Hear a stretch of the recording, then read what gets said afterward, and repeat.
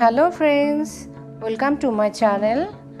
আজ আমি নিয়ে এসেছি অসাধারণ স্বাদে পটল ভাজি রেসিপি।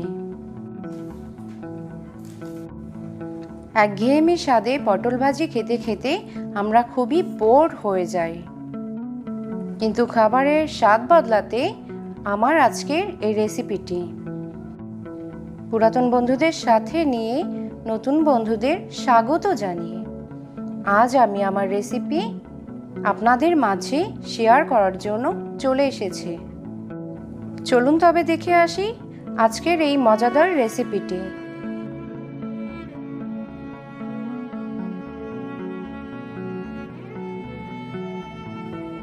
এখানে আমি 4টি পটল হাফ হাফ করে কেটে নিয়েছি।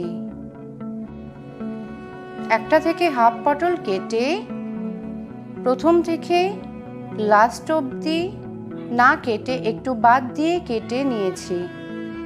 এমনভাবে কেটেছি যেন 8-9 ভাগ হয়। এখন আমি কেটে রাখা পটলের মধ্যে লবণ, হলুদ ও হালকা একটু শুকনো মরিচের গুঁড়া মাখিয়ে নিব। আমার পটল মাখানোটি ভালোভাবে হয়ে গেছে। পটলগুলোকে ভাজার জন্য এখানে আমি চালের গুঁড়া, হলুদ, লবণ ও একটু কাঁচামরিচ কুচি দিয়ে দিব।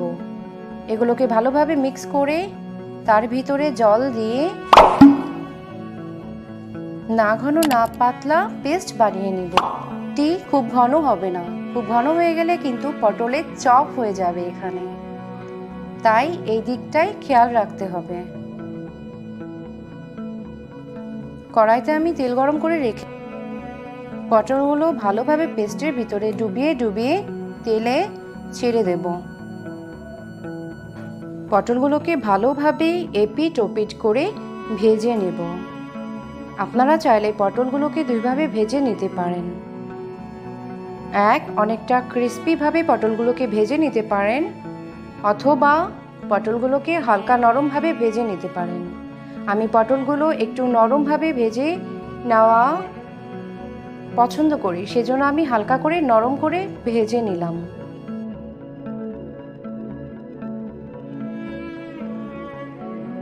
আমার পটলগুলো ভাজা হয়ে গেছে।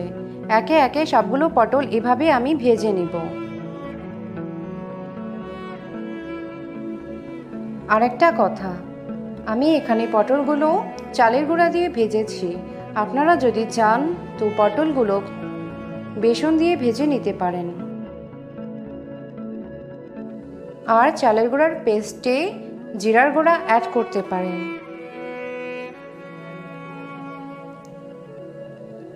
এভাবেই খুব সহজেই তৈরি করে নিতে পারেন পটলের ভাজিটি।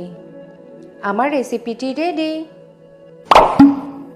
আমার আজকের রেসিপিটি যদি আপনাদের ভালো লেগে থাকে তাহলে অবশ্যই লাইক, কমেন্ট এবং শেয়ার করে পাশেই থাকবেন, এবং নতুন ভিডিও পেতে বেল আইকনটিতে প্রেস করে দিন। ধন্যবাদ।